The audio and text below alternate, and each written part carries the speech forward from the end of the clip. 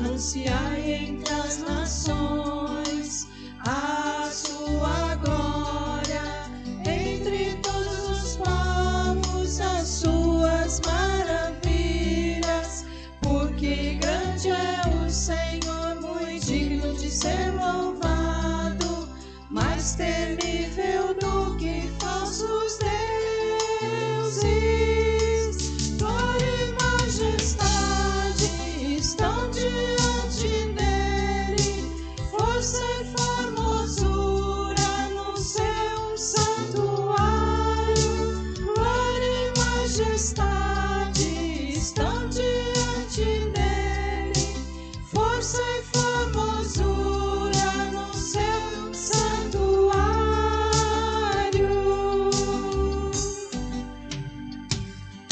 Cantai ao Senhor um cântico novo, cantai ao Senhor todas as terras, cantai ao Senhor, bendizei o seu nome, proclamai a sua salvação, anunciai entre as nações a sua glória, entre todos os povos as suas maravilhas, porque grande é o Senhor, muito digno de ser louvado, mais temível do que falsos deuses. Glória e majestade estão diante dele, força e formosura no seu santuário. Glória e majestade estão diante dele, força e formosura no seu santuário. Glória e majestade estão diante dele, força e formosura no seu santuário. Glória e majestade estão diante dele, força e formosura no seu santuário. Glória a Deus. Amém, Jesus. Nesse instante, quem estiver preparado com seus dízimos e ofertas, podem fazê-lo, em agradecimento a tudo que Deus tem feito por nós. E os irmãos que nos assistem, a conta também estará aparecendo, a conta, o Pix, fiquem à vontade. Isso é uma questão dos membros da igreja. Amém.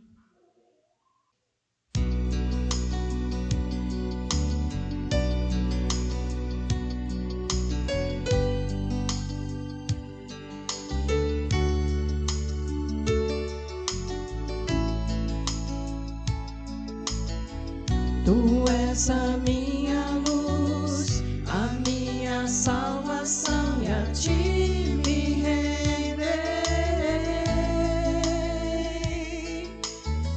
Se ao teu lado estou, seguro em tuas mãos, eu nada temerei.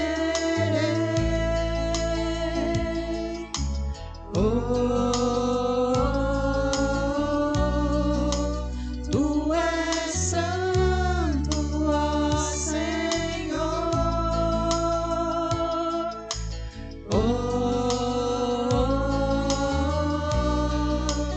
Tu és digno de louvor.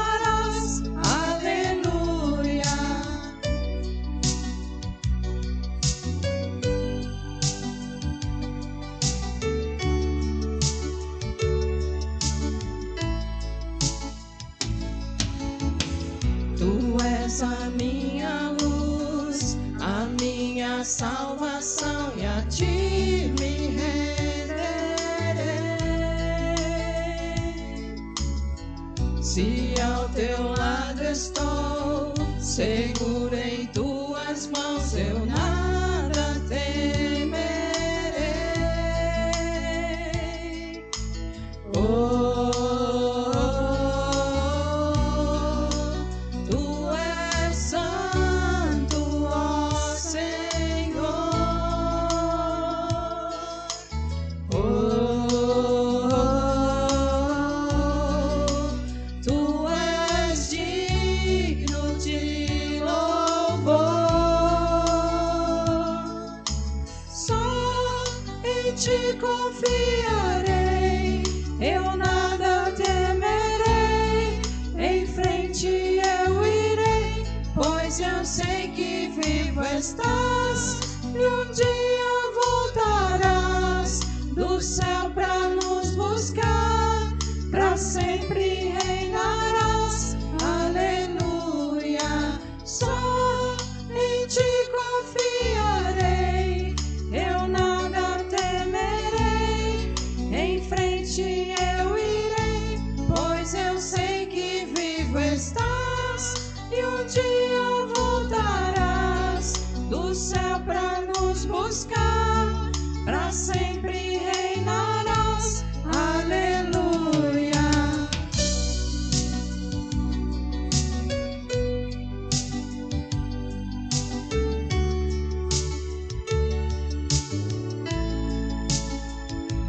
Vem Jesus, vem Jesus, Maranata, ora vem Senhor Jesus. Vem Jesus, vem Jesus, Maranata, ora vem Senhor Jesus. Vem Jesus, vem Jesus, Maranata, ora vem Senhor Jesus. Em ti confiarei, eu nada temerei. Em frente eu irei, pois eu sei que vivo estás e um dia voltarás do céu pra nos buscar, pra sempre reinarás. Aleluia. Só em ti confiarei, eu nada temerei. Em frente eu irei, pois eu sei que vivo estás e um dia voltarás do céu pra nos buscar, pra sempre reinarás. Aleluia.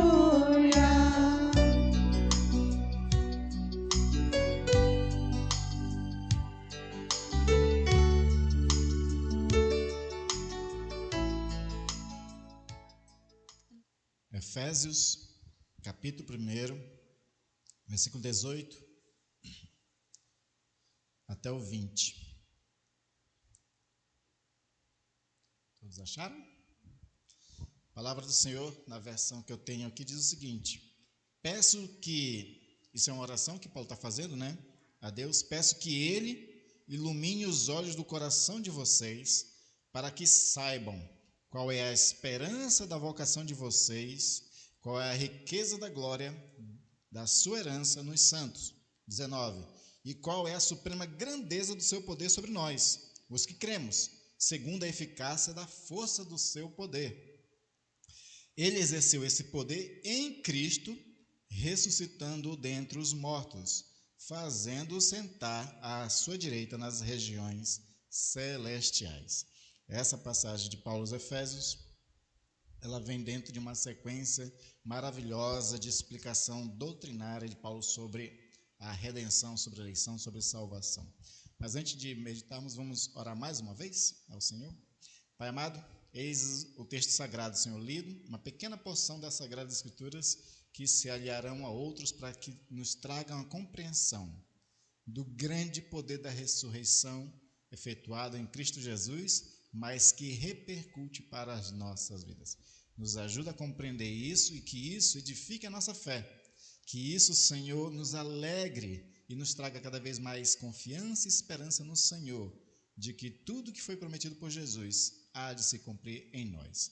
Nós pedimos essa graça, Senhor, de iluminação e de entendimento, em nome de Jesus. Amém. Amém. A nossa...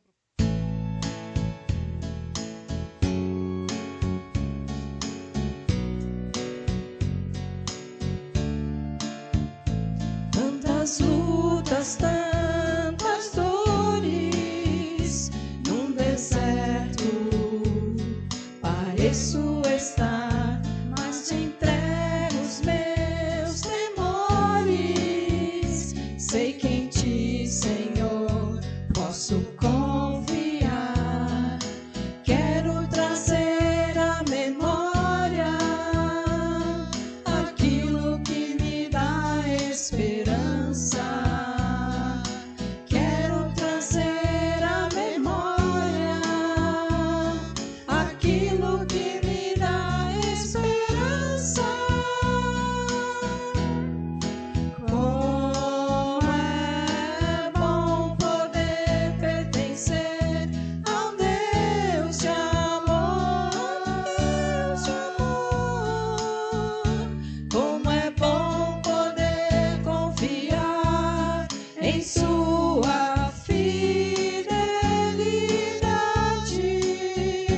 Eu descanso em ti, eu espero em ti, eu te adoro, Deus de amor. Tantas lutas, tantas dores, num deserto pareço estar, mas te entrego os meus temores. Sei que em ti, Senhor, posso confiar. Quero trazer à memória aquilo que me dá esperança.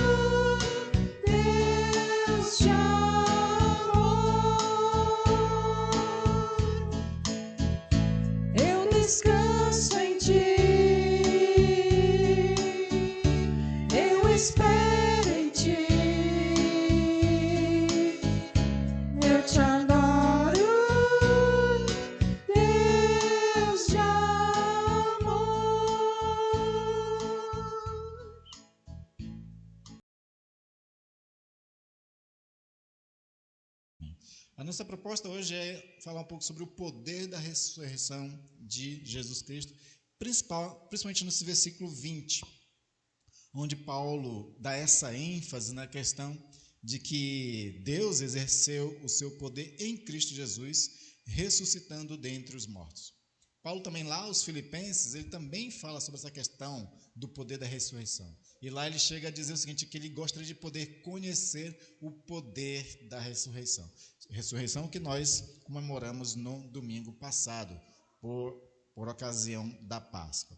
Se você vai para os versículos anteriores, aí nesse primeiro capítulo de Efésios, você vê Paulo falando coisas muito importantes sobre a redenção. O versículo 3, ele já é um versículo maravilhoso, quando ele fala que é bendito Deus, nosso Pai, que nos abençoou com toda sorte de bênção espiritual. Deus nos abençoou com toda sorte de bênção espiritual. E às vezes a gente acha isso muito pouco.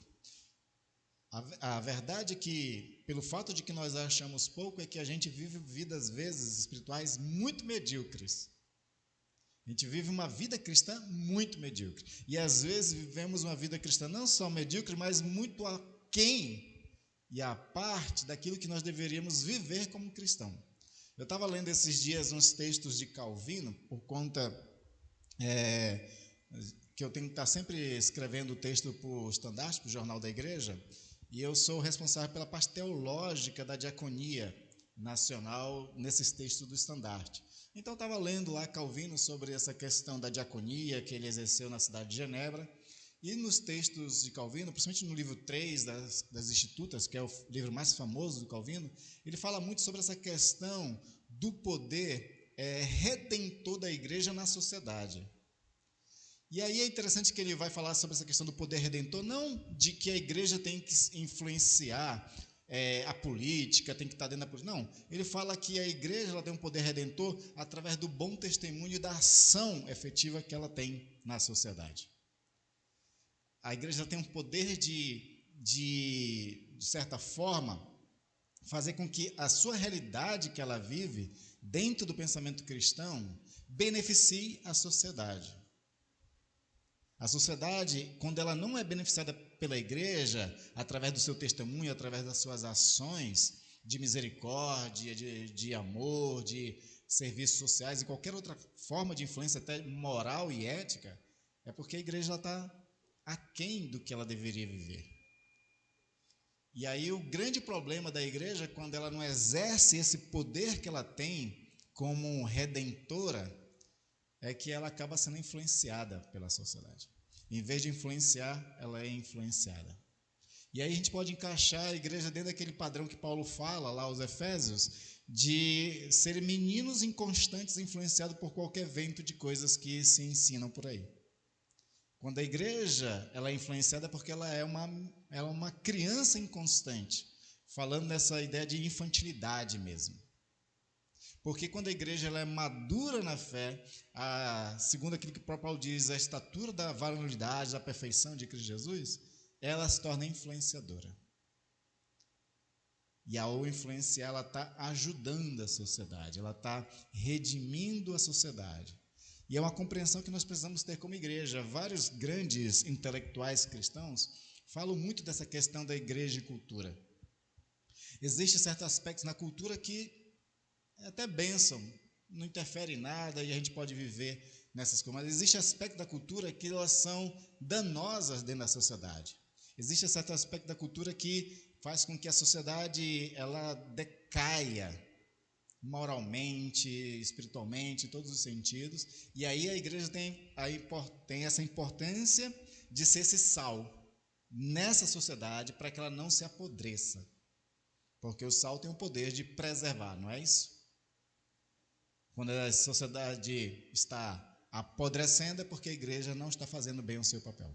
Eu sempre cito esse exemplo que aconteceu, foi uma experiência que eu tive lá em Fortaleza, na época que eu estudei no seminário lá, de que eu tive que pagar algumas disciplinas em outro seminário além do nosso, porque se eu não pagasse algumas disciplinas em outros seminários dentro do tempo que eu estava, ia ter que ficar mais um ano no nosso seminário, Né? Então, para economizar o tempo, eu fui pagando disciplina em outros seminários. Eu tive a experiência, de repente, de pagar uma disciplina num seminário que era de igrejas pentecostais. Né? E todo seminário, eles têm um culto durante a semana. Né? Um momento de devocional, de espiritualidade. Todo seminário tem essa prática, né? Principalmente os seminários evangélicos têm essa prática de ter um culto. E tinha um culto nas quarta-feiras, um culto pequeno, de 1 hora somente, para não atrapalhar as outras atividades. E aí o pregador, nesse dia, ele falou uma coisa que nunca me saiu da cabeça. Ele fala que ele cresceu num bairro de Fortaleza chamado Serviluz. Né? Para quem não conhece Fortaleza, existem 3 bairros que você só entra escoltado ou com algum amigo do bairro, porque são extremamente perigosos. É que nem o nível de algumas favelas do Rio de Janeiro, que se você é um desconhecido, você corre o grave risco de ser baleado. Né? Como muitos carros que às vezes, né, porque o GPS falha e leva as pessoas, vocês já devem ter visto isso na TV, né? Que muitos carros acabam por conta de uma falha no GPS, levando a pessoa por meio daquelas favelas no Rio de Janeiro e são metralhados, porque se eles não conhecem, o bandido quando não conhece, eles acham que é polícia, né? Então esse serviluz é nesse nível, para você ter uma ideia. Só que ele falou o seguinte, que quando ele era criança naquele bairro, né, existia poucas igrejas no bairro. E aí, com o tempo, o bairro foi crescendo, foi chegando mais pessoas e também foi aumentando o número de igrejas. E ele já, a pessoa madura, ele estava já na casa dos 40 e poucos anos, ele diz assim, hoje em dia você encontra uma igreja em cada esquina do bairro. Bom, o seminário era de igreja pentecostal. O que é que acontece quando se fala uma coisa dessa? Todo mundo dá glória a Deus. Né? Todo mundo dá glória a Deus, porque o bairro está cheio de igrejas, uma igreja em cada esquina, era a expressão que ele usou. E aí o pregador, ele esperou o pessoal terminar de dar glória a Deus, que é característica das igrejas pentecostais, né? Sempre, né, fazer essas manifestações de glória a Deus. E aí ele esperou o pessoal parar de dar glória a Deus e disse assim, de fato, a glória pode ser para Deus, mas a vergonha é para nós. Porque ao mesmo tempo em que se aumentou o número de igrejas no bairro, a violência aumentou. Isso é sinal que a igreja não fez direito o seu papel. Né? A igreja não fez direito o seu papel. E diante dessa realidade, eu faço algumas perguntas. Deus pode mesmo mudar a natureza humana? Pode transformar pessoas cruéis em pessoas boas? Ele pode transformar corações amargos em corações mais doces? Outra pergunta, ele pode tornar vivas em Cristo Jesus pessoas mortas em pecados e mortas espiritualmente? Quando a gente olha para as Sagradas Escrituras, a gente vê uma grande resposta que é sim, Deus pode. Deus pode transformar a natureza humana, pode transformar corações cruéis em corações bons, pode transformar corações amargurados em corações sarados e doces. Ele pode vivificar pessoas espiritualmente mortas em seus delitos e pecados. Só que esse Deus, que é capaz de dar vida aos mortos espiritualmente, de transformar as pessoas à imagem de Cristo, como é que ele pode fazer isso? Quais são os meios que Deus tem para fazer isso? E a resposta está aqui, nessa questão da ressurreição. A gente valoriza muito pouco a ressurreição de Jesus Cristo. A ressurreição de Jesus Cristo é uma coisa que a gente faz uma vez por ano, né, uma comemoração, e a gente se preocupa somente em fazer uma cantata, né, relembrar aquele momento precioso da morte e ressurreição, mas a gente esquece dos efeitos dessa ressurreição. E aí, entre esses efeitos da ressurreição, nós podemos nos assegurar que Deus é um Deus poderoso. Porque ninguém mais no universo pode ressuscitar um morto. Só Deus pode fazer isso.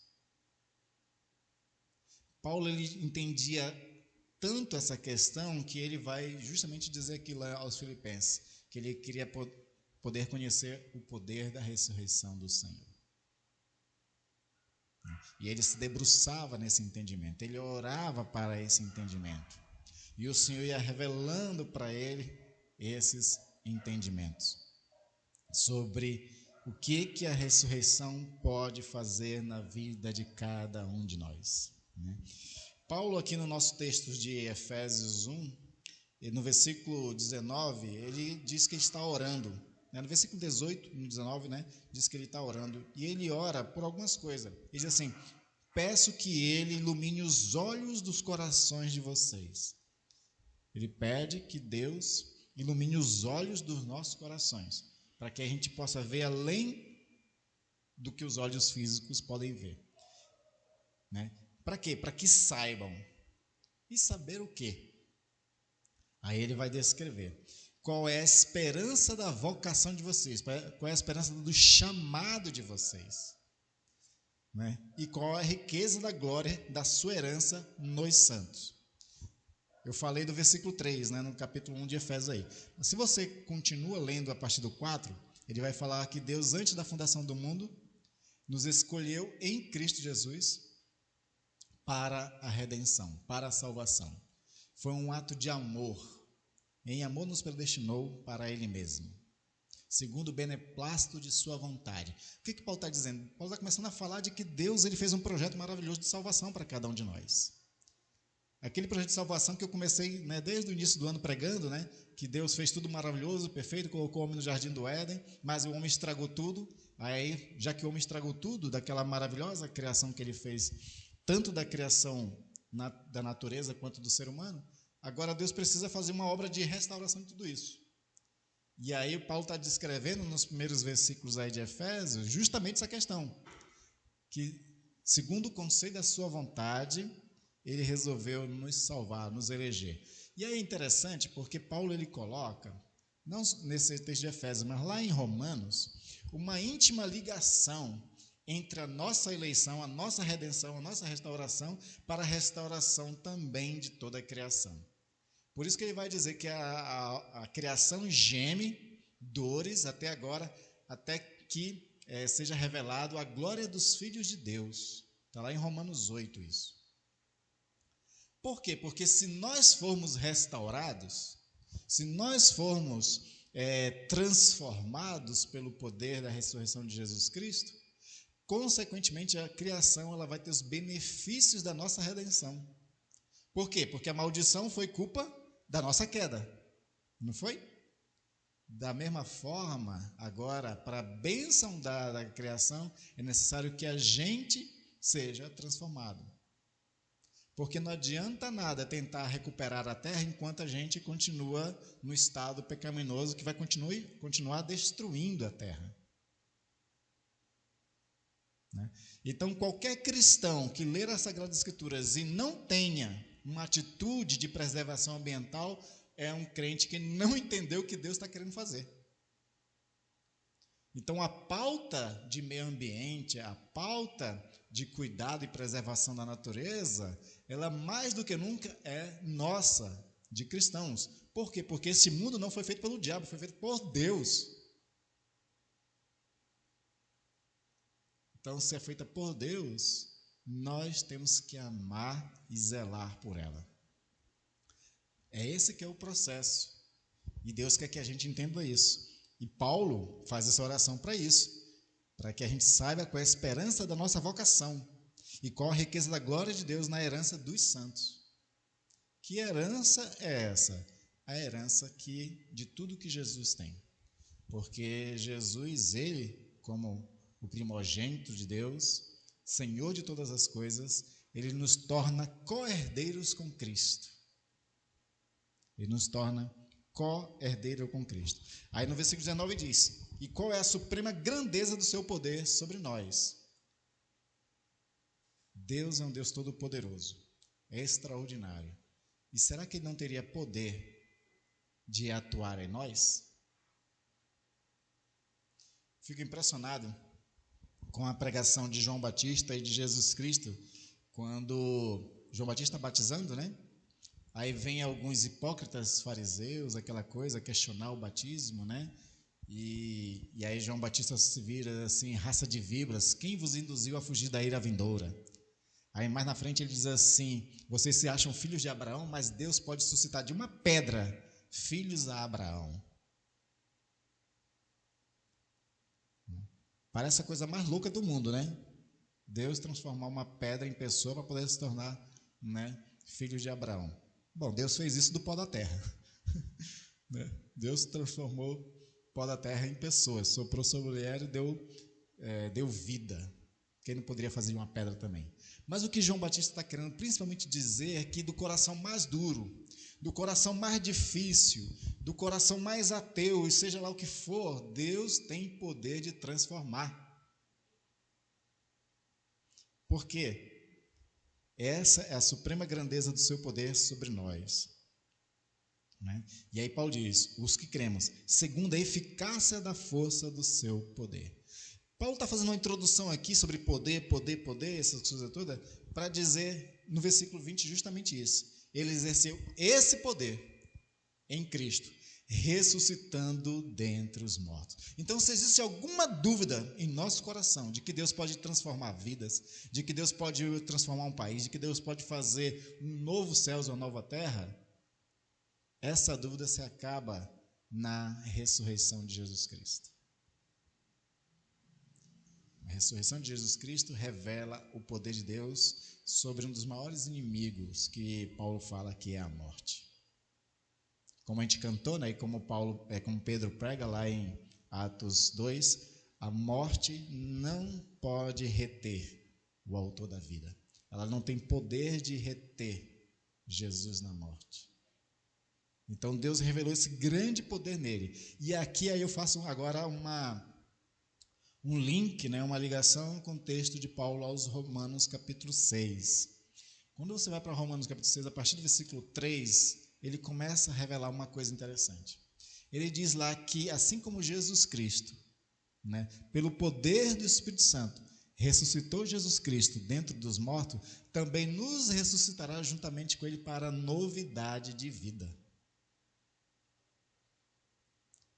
É aí que o efeito da ressurreição agora nos beneficia.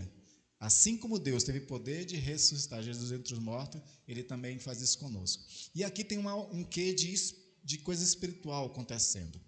Porque em 1 Coríntios capítulo 12, Paulo fala de que todos aqueles que têm fé em Cristo são batizados pelo Espírito Santo no corpo de Cristo. A palavra batismo, né, baptizo em grego, quer dizer imersão. Então, o Espírito Santo ele nos imerge no corpo de Cristo. Por isso que uma das expressões que Paulo tanto usa para a igreja é de corpo de Cristo. Nós somos membros do corpo de Cristo, espiritualmente falando. Nós somos imersos, enxertados no corpo de Cristo. Esse corpo de Cristo que ressuscitou dentre os mortos em novidade de vida. Porque lembra quando Jesus ressuscitou? Maria Madalena não reconheceu ele, né? Os dois a caminho de Emaús não reconheceram, em outros momentos outros discípulos não reconheceram, até que ouviram o chamado de Jesus, até ouvir a voz de Jesus. Na voz de Jesus que eles reconhecem Jesus, porque as ovelhas reconhecem a voz do seu pastor, né? Mas por que não reconheceu fisicamente? Porque Jesus já ressuscitou em novidade de vida. Aquele que antes não tinha formosura nenhuma, agora ele tem a forma, né, celestial. Uma forma celestial que também era física, porque puderam tocar nele, né? Principalmente Tomé, né? Que era o que mais queria, né? Puderam tocar nele. E essa é a proposta para nós. Nessa ressurreição de Jesus, como Paulo está dizendo lá em Romanos 6, ele também nos ressuscita. E nós, dentro desse processo, é uma nova geração. Da onde? Da água e do Espírito, como Jesus disse a Nicodemos. Porque se não nascer da água e do Espírito, não pode entrar no reino dos céus. Porque o Nicodemos fica questionando, vou ter que nascer de novo, morrer e nascer no ventre da minha mãe? Não, é da água e do Espírito. Todos nós em Cristo Jesus, os que cremos, como ele está dizendo aqui, né?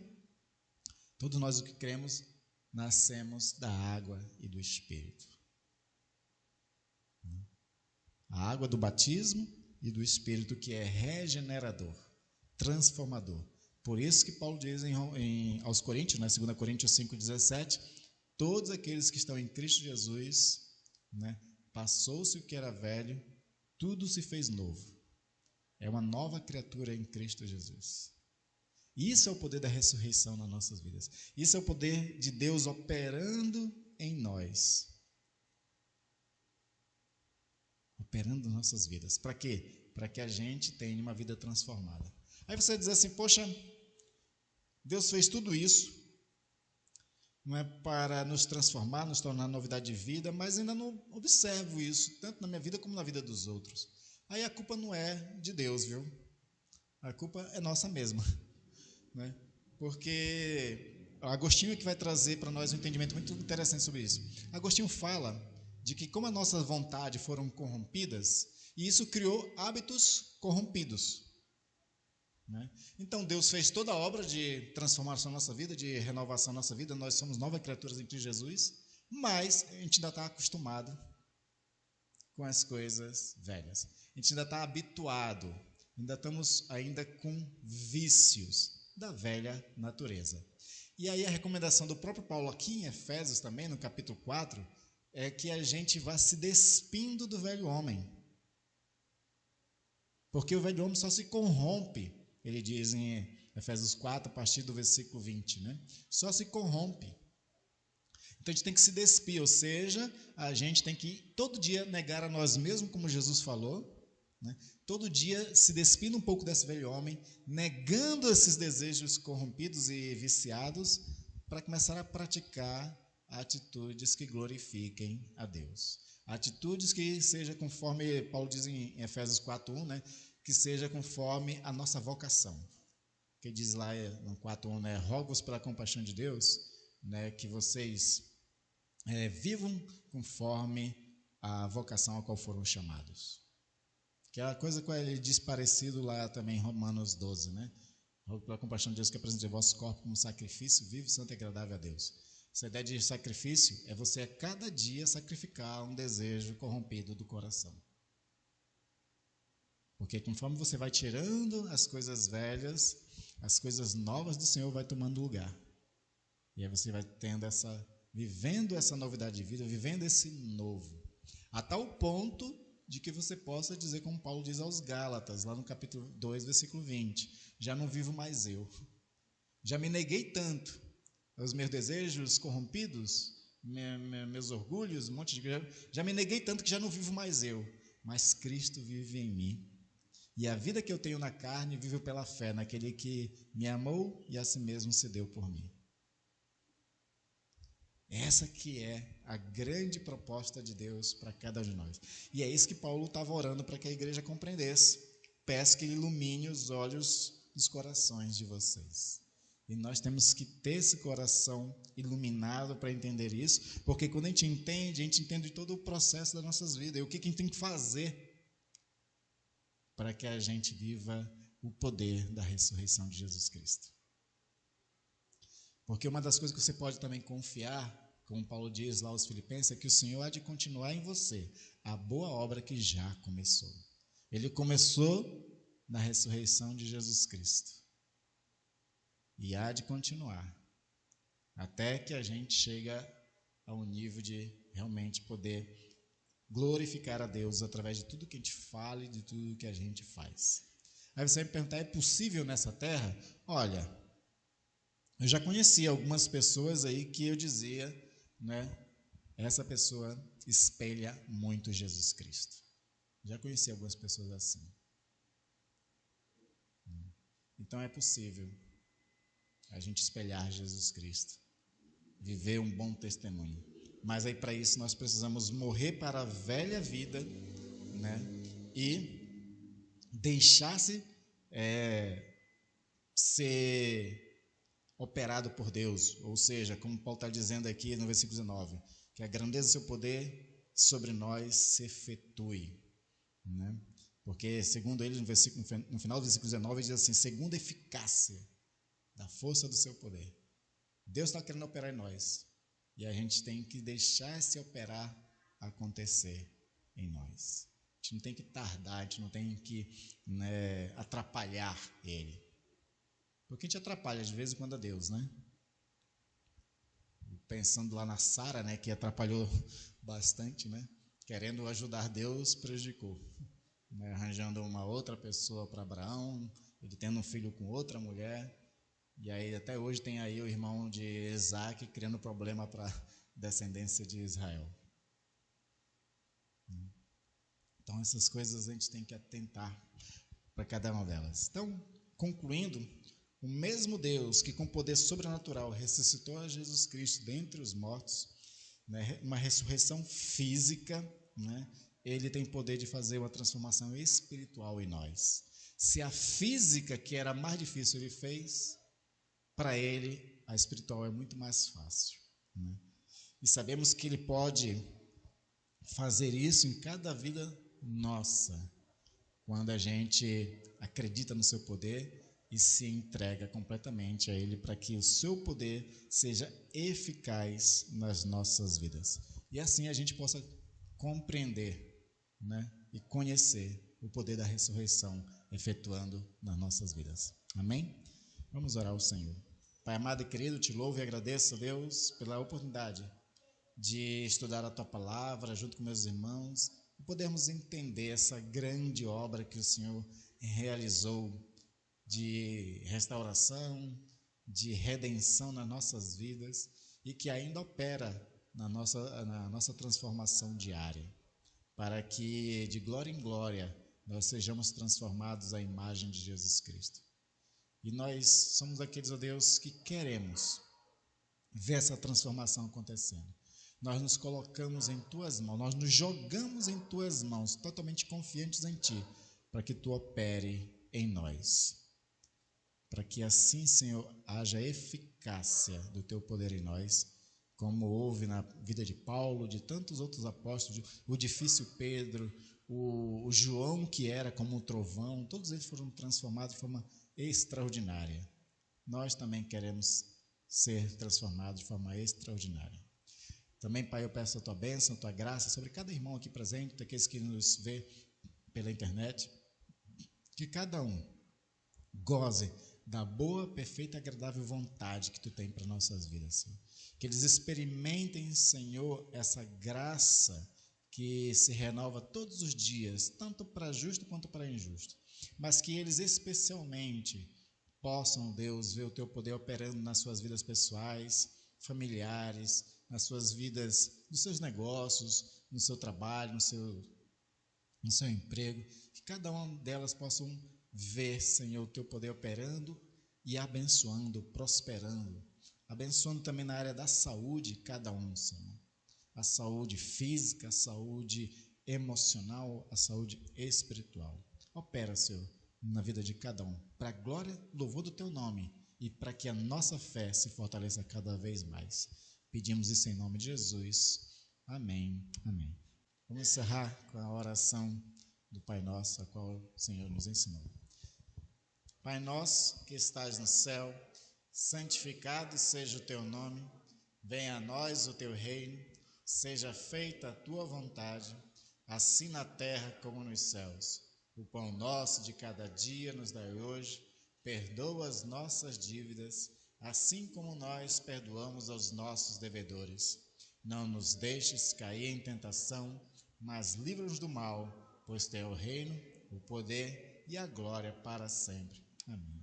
Que o Senhor vos abençoe e vos guarde, que a ressurreição de Jesus Cristo, ela se efetue com poder na sua vida, te regenerando, te transformando, te restaurando a fé, te restaurando também no homem interior, e que você cresça no amor de Deus, nas consolações do Espírito Santo, para consolar e testemunhar ao próximo, desde agora até a vinda de Cristo Jesus, nosso Senhor. Amém. Amém.